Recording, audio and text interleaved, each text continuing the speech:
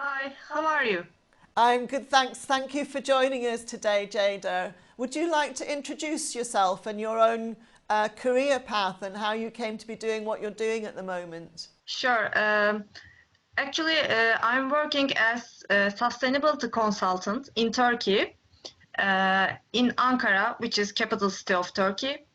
And the sustainability career uh, was it actually a bit how can I say that? It's a different story for me because I was working in a big holding company as corporate communications responsible, and the sustainability issues were responsible of that communication department. There was no separate department, and the job that I did actually leads me to have an education about sustainability.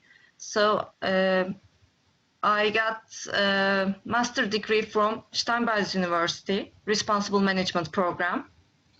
So my sustainability career starts at that point, actually. Actually, I wanted to establish a separate department in that holding company, but they didn't let such kind of thing. So I just quit from there and start up a new company and work as a consultant now. This is my career path. There are so much opportunity in Turkey about sustainability consultancy because most of the companies has no separate departments about sustainability, but they are required sustainable practices by financial institutions, banks, and by other stakeholders. So they have a lot of practices, but there is no separate department inside of the company. Actually, I guess there are 10 or 15 companies have separate departments, but the rest, they're trying their best by their communications departments. And sustainability is not very strategic part of their business. That's the reality. They are demanded some practices and they are trying to do their best, but as far as from my observations, I can say that sustainability is their basic management strategy of Turkish companies. When you see their websites, there are some philanthropic practices under the heading of sustainability. They contribute financially to schools or hospitals, such kind of philanthropic practices, and they communicate these practices under the name of sustainability. So I can say that sustainability is very strategic management issue in Turkey. So can you tell us then, in your capacity as a consultant, some examples of companies and projects that you do in order to bring sustainability into those clients' work, whether to help them with their communications or whether to actually help to build sustainability strategically into the companies? Can you tell us some of your examples and projects that you've done? Sure. Borsa Istanbul, which is stock exchange company in Turkey, they work so hard to make sustainability as strategic for companies in Turkey. There is sustainability index in Turkey, so companies started to fulfill the requirements of this sustainability index, which lead them make sustainability in more strategic position. The criteria or requirements of sustainability index are very important actually for my own business. They force companies to measure their impacts and communicate their practices, not only verbal but also numerical. They started to publish their sustainability reports regularly, and the content of the reports become more qualified. So sustainability index is very good force for sustainable practices in Turkey. It's very crucial, because if you don't force companies, they just say, okay, it's good. We have to protect environment, we have to protect our workers, so on. But they don't want to spend money on such issues, right? But if there is a force, then they do this. So sustainability index is a good starting point for making sustainability more strategic. And what changes have you seen then in the companies since the boss has introduced the sustainability index? Have you seen some visible changes? I mean, there's obviously transparency. It's a more transparent regime, and it can hold companies to account. What kinds of changes have you seen as a result of that initiative? The biggest change is there are separate departments for sustainability issues. This is the biggest change. And the second important change is they share more numerical data. So transparency also improved. And I don't see that so much, but some of the companies CEOs or other executive managers talk about more about sustainability. You know, in their interviews or in the meetings, their conscience really improved. So it's another important change, I think. What can else? Yes, we can say that transparency gets higher points. So we can maybe say that the boss in Turkey is acting as what we might call an institutional entrepreneur, in the sense of making changes to its own practices, its own regulatory requirements that have a knock-on effect to bring the companies into line, if you like. What motivated them, do you think? And was it a particular individual, or was it an initiative, or was it a request from government, or where did this motive and driver come from within the board to set up this initiative? The government is not an important actor for sustainability. First, I have to say that. But there are some initiatives which create driving forces for companies. First one is UN Global Compact Turkey.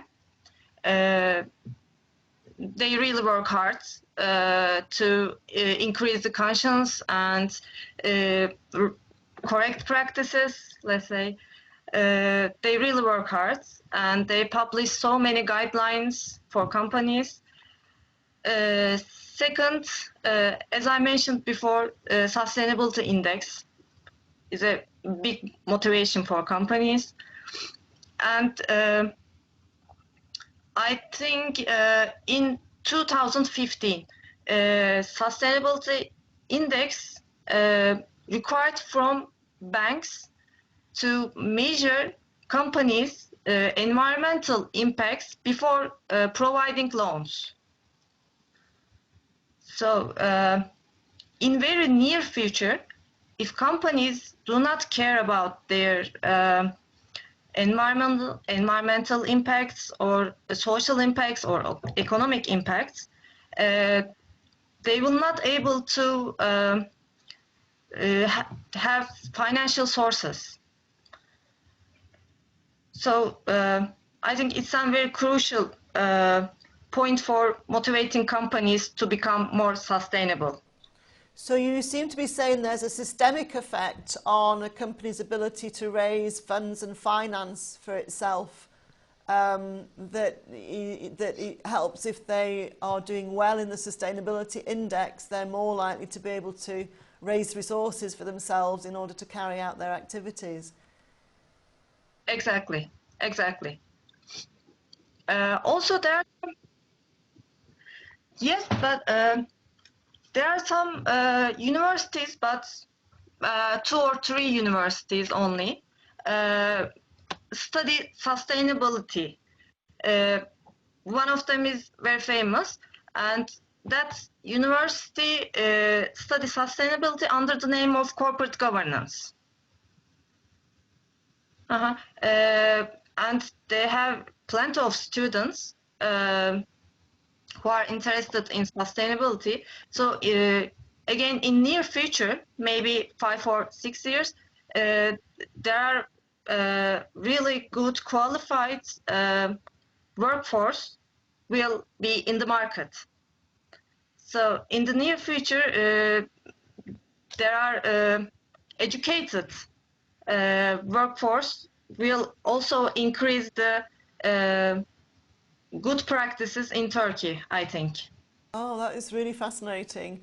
So it actually gives me a pass into my final question then.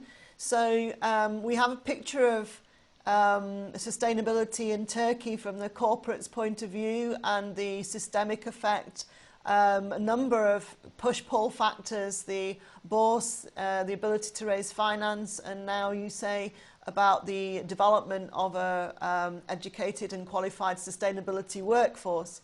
So Yes. can you imagine then, let's take that idea of a future pen portrait 5 years, 10 years into the future, where do you think things are moving for Turkey and its companies in terms of sustainability, responsibility and ethics? I think it will be like in Europe. Turkey is still improving in many ways.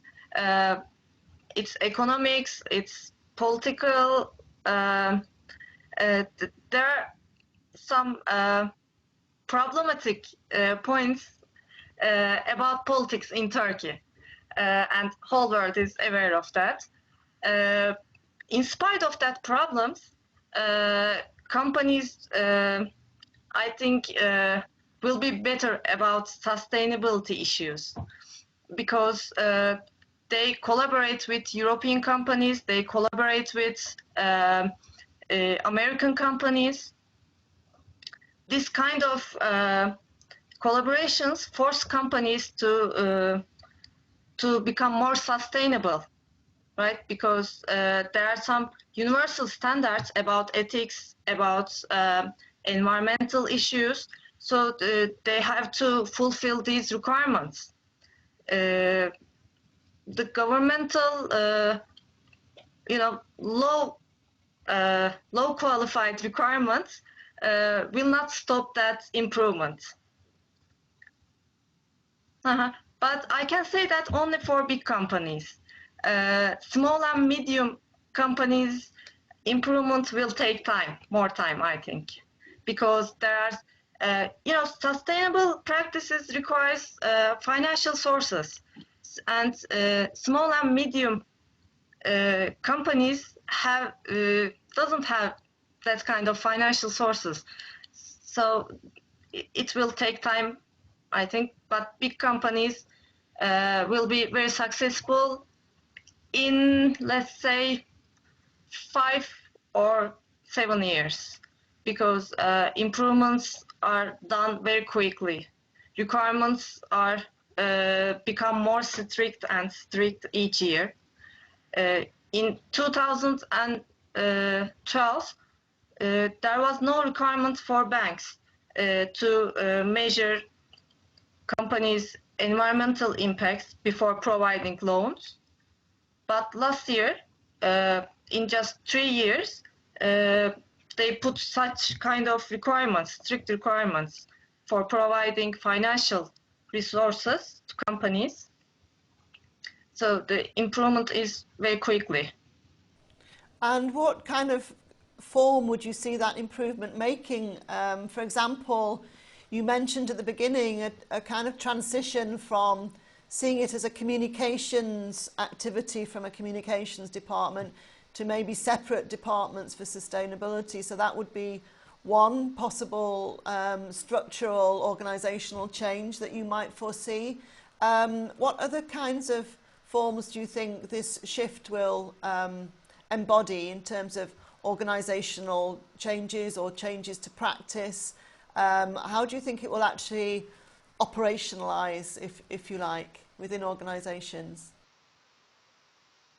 When sustainability become a management issue in real terms, so every department of a company will affect from that. And sustainability will not be something separate in the organization. Today in most of companies we see that sustainability is something different that should be dealt with. But I think in the future, sustainability become very natural part of their business processes. So every single personnel in the company will be aware of that. I think it's an important shift, because if you ask financial department what is your sustainable strategy, they can answer this question today. But in the future, I think they will answer that question without looking their sustainability report or cheating from someone. So they'll internalise the knowledge in a way. It'll be part of their knowledge base, and they'll internalise that into the things that they know about. Okay. Exactly. Well, Ceyda, I mean, that's been really fascinating. We're just about to come to the end of this conversation. I'm really grateful for you joining us from Turkey to Manchester. Is there anything else that you would like to tell us about your experience or your advice to participants on the MOOC, about your experiences, or how you think they should proceed if they're interested in a career in sustainability, responsibility, or this field? What advice would you give them? First of all, it's my pleasure to discuss this issue with you. My advice is they have to seek opportunities. Europe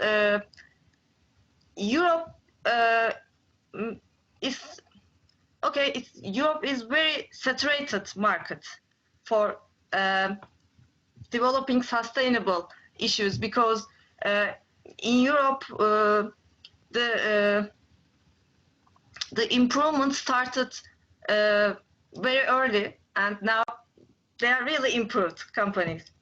But in Turkey, it's not the situation. So there are so many opportunities in Turkey in environmental issues, social, and also economic impact. So I think Turkey is a rising star for sustainability market. And, and also, I have to say that because I forgot this point.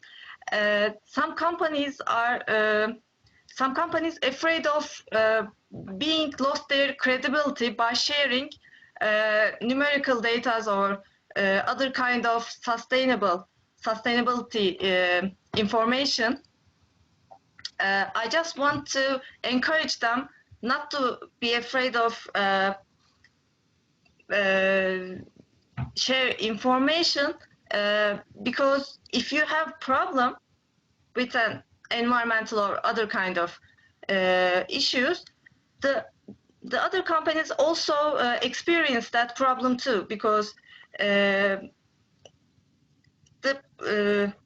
problems or obstacles are similar for all the companies. So sharing them is not a cause for losing credibility. It's about sharing information of how to cope with a similar obstacle or problem. So as long as companies are sincere and want to improve, I think it's okay to share any problem or any failure about practices. So there's nothing to be afraid of this. If they are more, courage, I think better improvement will be success. Well, Jay, that was really fascinating, and thank you for that very positive note at the end there, that by sharing and improving their knowledge, their competencies, and companies having faith that sharing will actually help them all to share experiences and all therefore improve. That's a really lovely positive note to finish on. And thank you for joining us, Ceyda, and thank you very much indeed. It's my pleasure. It's my pleasure. Also, I'm sorry for my very, very bad pronunciation and my poor English. If I confuse you with my words and bad choices, I'm really sorry for this. Perfect, and precisely because we're hoping people will participate from around the world, your accent is a joy to listen to and is much better than my accent in any language anyway. So thank you very, very much indeed. Thank you. Thank you very much. Say bye-bye. Bye-bye.